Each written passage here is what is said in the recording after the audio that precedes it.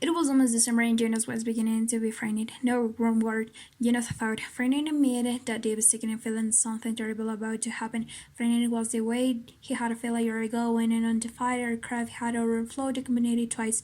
He had seen him both times. Squinting toward the sky, he had seen to slick jet, almost a blur at its high speed go past, and a second later heard to blast of sound that followed. They one more time, a moment later, from the opposite direction, the same plane. At first, he had been only fascinated. He had never seen aircraft so close, for it was against the rules for pilots to fly over the community. Occasionally, when supplies were delivered by cargo planes to the landing field across the river, the children rode their bicycles to the riverbank and watched them try to unload it, and then to take off directed to the west, always away from the community. When the aircraft a year ago had been different, it was not a squad fed-a-village a cargo plane, but an ill-nosed single-pilot jet. Jonas, looking around anxiously, had seen others, adults as well as children, stop what they were doing and wait, confused for an explanation of the frightening event. Then all of the citizens had been ordered to go into the nearest building and say there immediately. The resping boys thought the speakers he said leave your bicycles were there. Instantly, evidently, Jonas dropped his bike on the side of the path behind his family dwelling.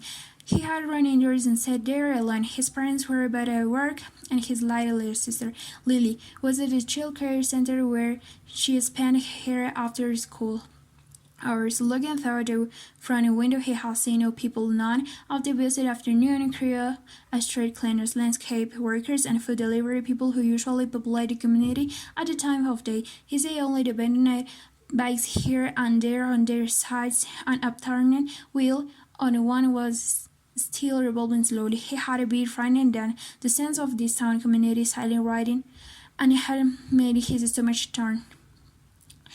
He had tumbled. It would had been nothing. Within minutes, the speakers had cackled again, and the boys, returning no unless Sergeant had explained that a pilot in training had misread in navigation instruction and made a wrong turn.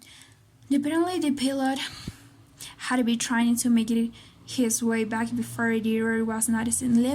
Needless to say, he will be released. The boys, he said, followed by silence. There was ironic tone that a final message as the big speaker found in the music, and Jonas, his mellow little, thought he knew what a grim statement it had been. For the contributing citizens to be released from the community was a final decision, a terrible punishment, and a very helping statement of failure.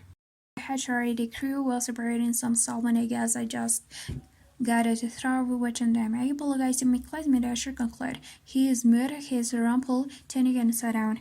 We accepted your apologies, Asher. The class recited his tender response and intuition. Many of the students were biting their lips to keep from laughing. I accept your apologies, Asher, the instructor said. He was smiling, and I thank you because once again you have provided an opportunity for a lesson in a language. This roar is too strong an adjective to describe self-moving.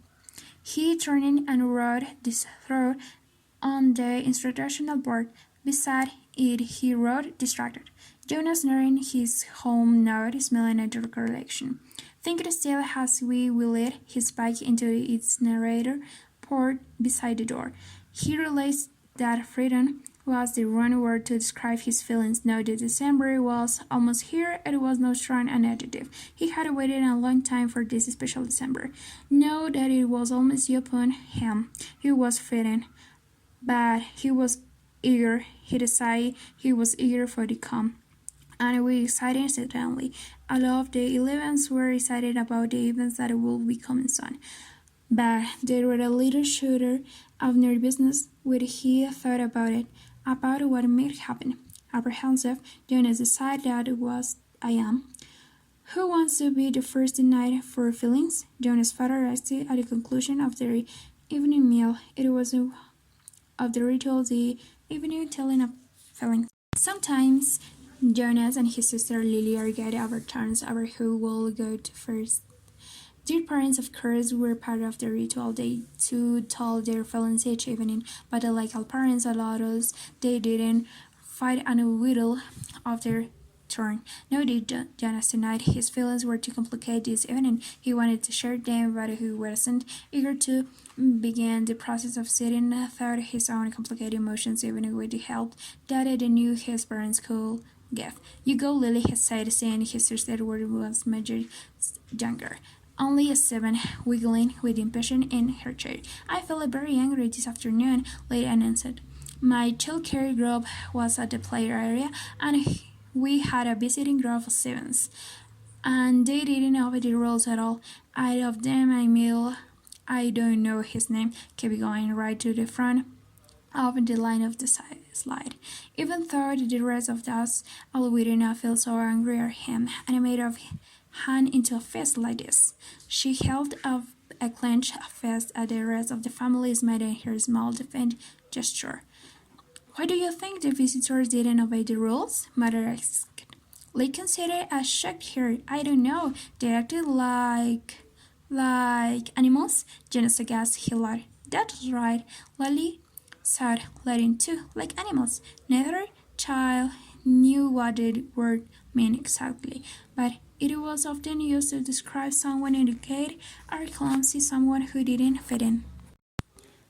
We were the visitors from, Father asked. Lily frowned, trying to remember how later told us when he made the welcome speech, but I can't remember. I guess wasn't paying attention. It was from another community. They had to leave very early, and they had their midday meal on the bus. Mother nodded. Do you think it's possible that their roles may be different? And so they simply didn't know what your play area rules were. Lily shrugged and nodded. I suppose you've visited other communities, haven't you? Dennis asked. My group has often. Lily nodded again. When we were 6s, we went and shared our school day with a group of 6s in their community. How did you feel when you were there?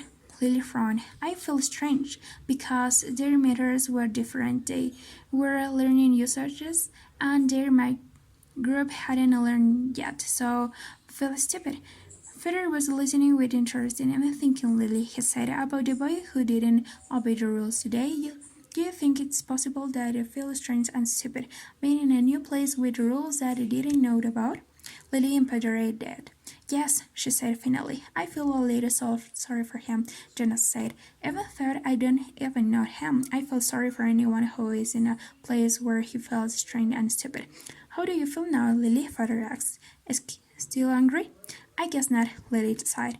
I guess I feel a little sorry for him and sorry I made a first. She grinned. Eunice smiled back and his sister Lily's feelings were always straightforward, fairly simple, usually easy to resolve. He guessed that his own had been too when he was 7. He listened politely, though not very attentively, while his father took his turn describing a feeling of worry that he had that day at work. I concerned about one of the new children who wasn't doing well. Jonas' father is little. I was not there.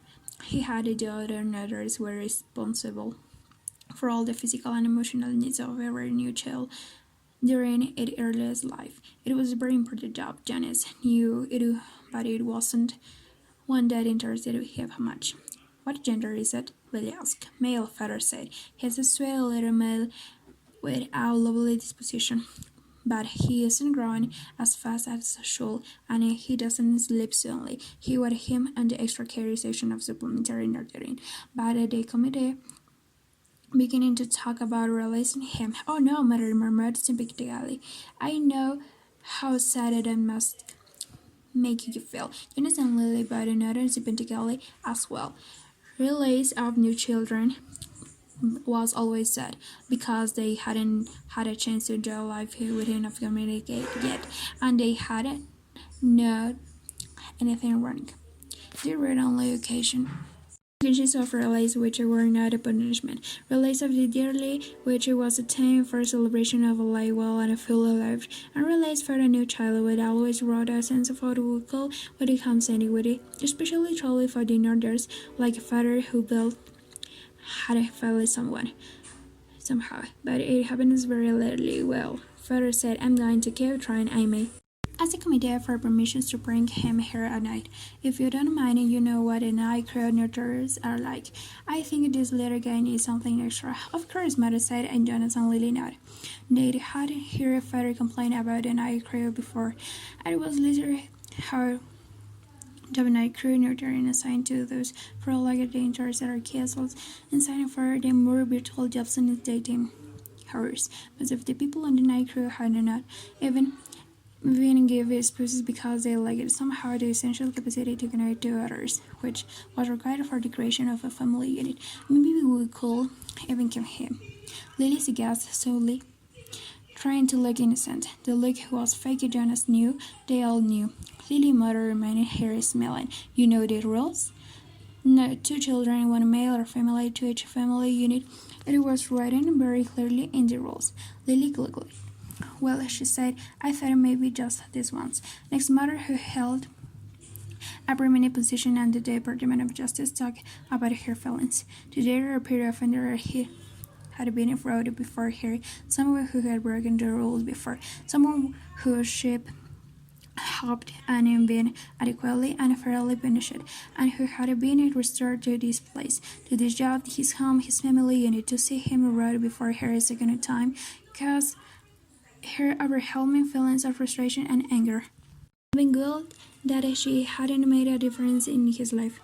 "I feel frightened too for him," she confessed. "You know that there is no third chance. The rules say that if there is a third transgression, he simply has to be released." Jonas sure.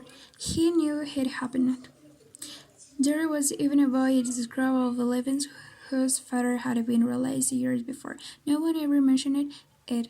The degrees was unspeakable. It was hard to imagine. Lydia sat up and went to her mother. She took her mother's arm. From his place at the table, Father reached over to take a hand and Jonas reached for the other. By one, they comforted her. Sunday, she smiled, thanked them, and murmured, and she'd say, "Snoot." The ritual ensued. "Jonas," Father asked, "you're last tonight." Jonas said, this evening he almost would have preferred to keep his feelings hidden, but it was, of course, against the rules. "I'm feeling apprehensive," he confessed, glad that the appropriate described word had finally come to him. "What is that, son?" His father looked concerned. "I know there's really nothing to worry about," Jonas explained, "and that every adult has been through it. I know you have, Father, and you too, Mother. But she's ceremony that I'm apprehensive about. It's almost December." Lily looked up and her eyes wide. "The ceremony of 12, she whispered in a odd voice. And the smaller children, Lily's age and younger, knew that a light in the future for each of them. "I'm glad you told us for feelings," Father said. Lily's mother said, beckoning to the little girl, "Go on and get into your neat clothes. Father and I are going to stay in here talk to Jonas for a while," Lily said, but evidently she got down from her chair. "Privately?" she asked. Mother nodded. "Yes," she said, "the talk will be a private one with Jonas."